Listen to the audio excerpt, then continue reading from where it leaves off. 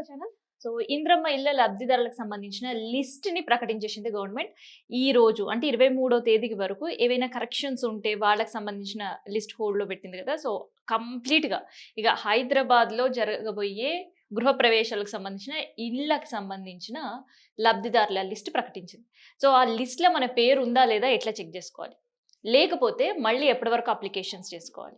And ప్రత్యేకంగా 4 నియోజకవర్గాలు Chandrayangutta, Mushirabad, LB Nagar, Goshamahal ఈ 4 నియోజకవర్గాల్లో మళ్ళీ ఇందిరమ్మ ఇల్లు అప్లికేషన్స్‌కి లాస్ట్ డేట్ ఎప్పుడు? సో, ఇట్లాంటి విషయాలన్నీ కూడా ఈ వీడియోలో తెలుసుకుందాం. ముందుగా ఛానెల్‌ని సబ్స్క్రైబ్ చేయండి.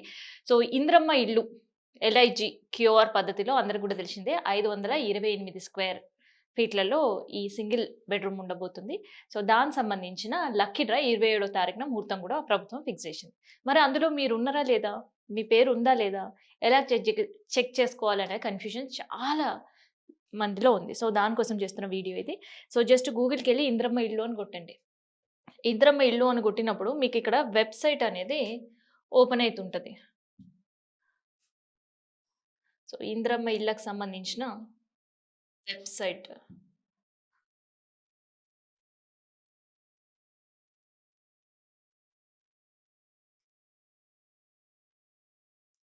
So, application search, grievance of official సంబంధించిన లాగిన్ అది. సో, ఎవరైతే గ్రీవియన్స్ ఎవరు అంటే 3 రోజుల క్రితం ఒక లిస్ట్ ప్రకటించినప్పుడు కొంతమంది పేర్లొచ్చాయి, కొంతమంది పేర్లు రాలేదు. సో, గతంలో కూడా మనం వీడియో చేసినప్పుడు చెప్పినాం. మెయిన్‌గా ఎక్కడ అప్లికేషన్స్ రిజెక్ట్ చేస్తుంది. ఎందుకంటే ఏఐతో ఇది ట్రాకింగ్ చేసి ఏఐతో వెరిఫికేషన్ చేశారు కాబట్టి చాలా వరకు అప్లికేషన్స్ అవ్వలేవు. సో, అందుకని అప్లికేషన్స్ సంబంధించిన ఏ చిన్న మిస్టేక్ ఉండి రిజెక్ట్ అయిన వాళ్ళకి మళ్ళీ ప్రభుత్వం అవకాశం ఇచ్చింది ఇవాళటి వరకు. సో, వాళ్ళందరూ కూడా గ్రీవియన్స్‌లో చెక్ జేసుకోవాలి. అంటే గ్రీవియన్స్‌లో క్లియర్ అయింది అనంటే మళ్ళీ ప్రభుత్వం వాళ్ళకి సంబంధించిన లిస్ట్‌ని ప్రకటించడానికి రెడీగా ఉందని అర్థం. సో, ఆ అప్లికేషన్ ఎలా చెక్ జేసుకోవాలంటే ఇగో సెర్చ్ బై ఉంది గదా!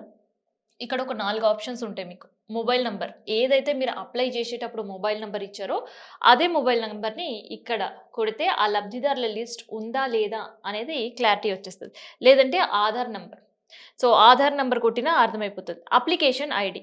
సో, ఏదైతే మీరు మీ సేవా సెంటర్స్‌లో అప్లై చేసిండ్రో, మీ ఫోన్‌కి ఆల్రెడీ ఆ అప్లికేషన్ సంబంధించిన నంబర్ వచ్చుంటది. సో, ఆ ఫోన్‌కొచ్చిన అప్లికేషన్ నంబర్ చాలా భద్రంగా పెట్టుకోండి. ఎందుకంటే లక్కీ డ్రా తీసిన తర్వాత కూడా ఇదే అప్లికేషన్ నంబర్ చాలా కీలకంగా ఉంటది. సో, లక్కీ డ్రాలో మీ పేరొచ్చి ఆ అప్లికేషన్ నంబర్ పలికినప్పుడు మళ్ళీ ఆ అప్లికేషన్ మీదా కాదా అనే సర్టెన్ కన్‌ఫ్యూజన్స్ అనేవి ఉంటాయి. సో, అలా అప్లికేషన్స్ ఎవరి దగ్గరైనా ఉంటాయి కదా! ఫోన్‌కి ఆల్రెడీ ఓటీపీ త్రూ వచ్చినాయి.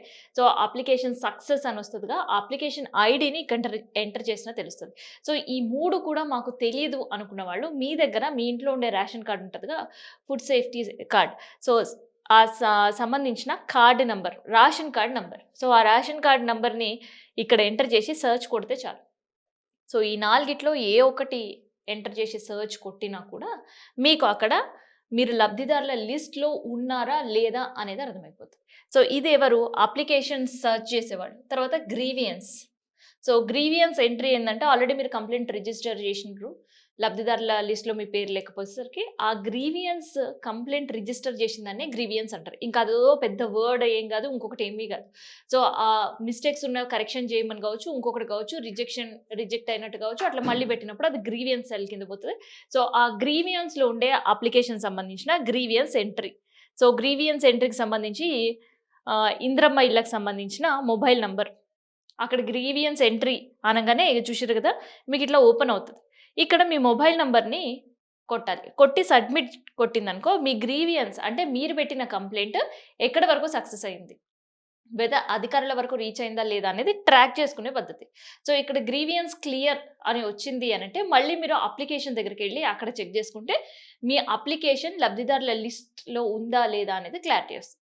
సో, ఇది ఎలా చెక్ చేసుకోవాలి అనేది. సో, ఇన్ కేస్ రిజెక్ట్ అయితే మళ్ళీ ఇందిరమ్మ ఎల్ఐజీకి అప్లై చేసుకునే అవకాశం ఉందా? లేదా? అనేది number of questions. So, Hyderabad QR పద్ధతిలో ఎవరైతే ఇప్పటివరకు అప్లై చేసుకున్నారో వాళ్ళకి సంబంధించిన అప్లికేషన్స్ ఇప్పటికే 61,000 అప్లికేషన్స్ ఉన్నాయి. సో, మళ్ళీ ఇంకోసారి అప్లికేషన్స్‌కి సంబంధించిన ప్రభుత్వం నోటిఫికేషన్ ఇచ్చిననో లేదంటే జీవో ఇస్తే మాత్రం హైదరాబాద్ వాళ్ళకి అవకాశం ఉంది. సో, హైదరాబాద్ కాకుండా ఇంకొక 4 నియోజకవర్గం వాళ్ళకి మాత్రమే ఇదొక గోల్డెన్ ఆపర్చునిటీ ఒకటే చెప్పొచ్చు.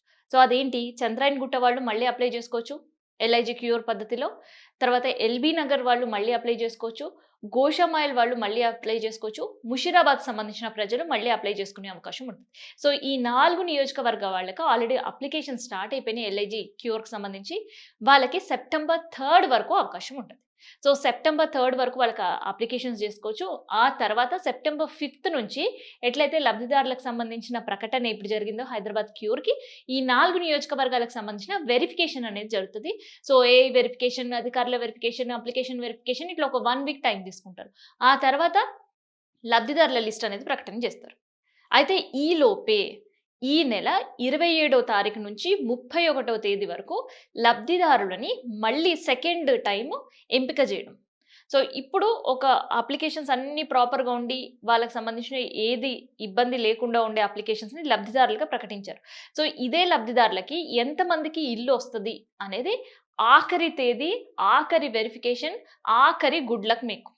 సో, అది ఈ నెల 27వ తారీఖు నుంచి 31వ తారీఖున హౌసింగ్ బోర్డ్ ఆఫీస్‌లోనే దీన్ని ఏర్పాటు చెయ్యాలి అని చర్చలు జరుగుతున్నాయి. సో, అది కూడా అధికారుల సమక్షంలో మాత్రమే కాదు, బయట తీసుకొచ్చి లక్కీ డ్రా ఇస్తారు. అంటే కేసీఆర్ డబుల్ బెడ్‌రూమ్ సమయంలో సనత్ నగర్ అనుకోండి, సనత్ నగర్ దగ్గర ఒక పెద్ద స్టేజ్ ఏర్పాటు చేసి లబ్ధిదారులందరిని ఎవరైతే అప్లికేషన్ పెట్టుకున్నారో వాళ్ళందరిని పిలిచి ఆ డబ్బాల చిట్టీలనేసి వాళ్ళకి సంబంధించిన అప్లికేషన్ చిట్టీకి సంబంధించిన ఒక్కొక్కటి తీసినప్పుడు నంబర్ ఎవరైతే వస్తదో లేదంటే ఆ అప్లికేషన్‌కి సంబంధించిన అప్లికేషన్ నంబర్ ఎవరికొస్తదో వాళ్ళకి కేటాయించారు. Same as it is. కానీ అది కేసీఆర్ డబుల్ బెడ్‌రూమ్. ఇగ ఇదొచ్చేసి ఎల్ఐజీ క్యూర్. సో, ఇదే లక్కీ డ్రా కూడా యాజ్ ఇట్ ఈస్ అదే విధంగా సాగబోతుంది. కానీ ఇక్కడ 4 రోజుల పాటు ఈ ప్రక్రియ ఉండబోతుంది. ఎక్కువ అత్యధికంగా ఆల్రెడీ మనం వీడియోలో మాట్లాడుకున్నాం. కుక్కట్పల్లిలో అప్లికేషన్స్. వచ్చిన 61,000 అప్లికేషన్స్‌లో దాదాపుగా 9,000కి పైగా అప్లికేషన్స్ కుక్కట్పల్లి ఏరియాలోనే ఉన్నాయి. తర్వాత ది లీస్ట్ మహేశ్వరంలో ఉన్నాయి. సో, అక్కడ కేవలం 1800 అప్లికేషన్స్ మాత్రమే 420 అప్లికేషన్స్ మాత్రమే అక్కడ రిజిస్టర్ అయ్యాయి. సో, అందుకనే ఈ అన్ని ప్లేసెస్‌ని కలిపి 4 రోజులుగా కొన్ని ఏరియాలను కలిపి ఒకే చోట అనేది పెట్టాలని ఆలోచన చేస్తున్నారు. సో, అట్లా లక్కీ డ్రా 27 నుంచి 31 తారీఖు వరకు ఉండబోతుంది. సో, ఆ లక్కీ డ్రాలో పేరు ఎళ్తే మాత్రమే మీకు ఎల్ఐజీ క్యూర్‌లో ఇల్లు దక్కుతది. లేదు అనంటే దక్కే అవకాశం లేదు. అయితే ఇక్కడ ఇంకొక ట్విస్ట్ కూడా ఉంది. సో, ఇక్కడ 7,304 ఇళ్ళు మాత్రమే ప్రభుత్వం ఇయ్యాలని నిర్ణయించింది క్యూర్ పద్ధతిలో.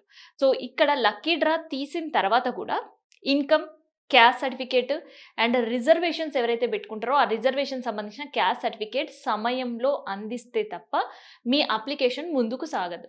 సో, ప్రభుత్వం ఏదైతే డేట్ ఫిక్స్ చేస్తదో ఆ డేట్ లోపే మీ caste certificate, income certificate, family certificate and దాంతో పాటు వికలాంగులైతే అది ప్రూఫ్ చేసుకోవడానికి డిసేబుల్ సర్టిఫికేట్, తర్వాత విడోస్ అయితే వాళ్ళకి సంబంధించిన సర్టిఫికేట్, తర్వాత ఒంటరి మహిళలు అనే సంబంధించిన ఒక ప్రూఫ్ ఆఫ్ సర్టిఫికేట్.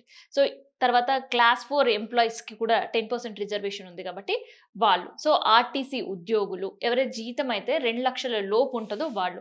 సో, ఇట్లా ప్రభుత్వం సంబంధించిన కేటగిరీస్ పెట్టిన వాళ్ళు ఇన్ కేస్ అక్కడ అప్లికేషన్ చేసేటప్పుడు కేటగిరీస్‌కి టిక్ చేసిన వాళ్ళైతే 27వ తారీఖున లక్కీ డ్రా ఇది 31 వరకు అయితది కాబట్టి ఆ వెంటనే అంటే వచ్చే నెల ఈ సర్టిఫికేట్ వెరిఫికేషన్ అంతా కూడా జరగబోతుంది. సో, ఇక్కడ మెయిన్‌గా ప్రభుత్వం ఫస్ట్ వెరిఫికేషన్ ఏం చేస్తది లక్కీ డ్రా వచ్చిన తర్వాత అంటే హైదరాబాద్ పరిధిలో ఈ లబ్ధిదారుకి ఇల్లు ఉందా లేదా? లేదంటే జాగా ఉందా లేదా? ప్లాట్ గాని ఉందా లేదా? సో, ఈ 4 వెరిఫికేషన్ చేస్తది. ఆ తర్వాత వీళ్ళ క్యాస్ట్ సంబంధించిన రిజర్వేషన్ ఉంటే క్యాస్ట్ వెరిఫికేషన్, ఇందాక నేను చెప్పిన డాక్యుమెంట్స్ అన్ని కూడా మీ దగ్గర పెట్టుకోవాల్సిన అవసరం ఉంటుంది. సో, ఈ రిజర్వేషన్స్ ప్రక్రియ పూర్తయిన తర్వాత ఆ థర్డ్ టర్మ్ చెకింగ్ ఏది ఉంటదంటే ఎల్ఐజీ అన్నారు. Lower income group. So, lower income group అని పెట్టింది కాబట్టి ఆ లోయర్ ఇన్‌కమ్ గ్రూప్ వీళ్ళు వస్తారా లేదా అనేది థర్డ్ చెక్ ఉండబోతుంది. సో, ఇట్లా ఈ అన్ని వెరిఫికేషన్స్, చెక్స్ అయిన తర్వాతనే ఫైనల్‌గా ఒక లిస్ట్ అనేది ప్రభుత్వం మళ్ళీ ప్రకటిస్తది. లేదంటే అమ్మ ఫస్ట్ లిస్ట్ మేము గండం గట్టెక్కింది గదా! లక్కీ డ్రాలో పేరొస్తది గదా! అని ఆలోచించే వాళ్ళకి లక్కీ డ్రాలో పేరొచ్చినా కూడా ఇవన్నీ డాక్యుమెంట్ వెరిఫికేషన్ పూర్తయితే తప్ప పూర్తి లబ్ధిదారుగా ప్రభుత్వం ప్రకటించే అవకాశం లేదు. ఏ స్టేజ్‌లో అయినా ఏ డాక్యుమెంట్ ఒక్కటి లేకున్నా కూడా వెంటనే రిజెక్ట్ అయ్యే అవకాశం అయితే ఉంటది. సో, ఇదనమాట ఎల్ఐజీలో ఎలా ఇల్లు సంబంధించిన అప్లికేషన్ చెక్ జేసుకోవాలి. అండ్ దాంతో పాటు ఏ నియోజకవర్గంలో మళ్ళీ అప్లికేషన్ స్టార్ట్ అయ్యాయనేది. సో, మళ్ళీ ఈ దఫా రాలేదు, రెండో దఫా పెట్టుకోవాలంటే ప్రభుత్వం జీవో ఇచ్చే వరకు ఎదురు చూడాలి. మళ్ళీ అప్లికేషన్ ప్రాసెస్ స్టార్ట్ అయ్యే వరకు ఎదురు చూడాలి. సో, అప్పట్లో మళ్ళీ ఎల్ఐజీకి సంబంధించిన ఇల్లు కట్టాలి అనే ఆలోచనలో అయితే ప్రభుత్వం లేదు. ఈ ప్రాజెక్ట్ ఒకసారి కేబీహెచ్‌పీలో స్టార్ట్ జేశారు. అండ్ ఈ ప్రాజెక్ట్ అయిపోతున్న వెంటనే హెచ్ఐజీకి సంబంధించిన అప్లికేషన్ స్టార్ట్ చేయాలనే ఆలోచనలో ప్రభుత్వం ఉంది కాబట్టి, ఎక్కడ మళ్ళీ ఎల్ఐజీకి సంబంధించిన కన్‌స్ట్రక్షన్స్ చేస్తాము అనే ప్రకటన మాత్రం ప్రభుత్వం నుంచి రాలేదు.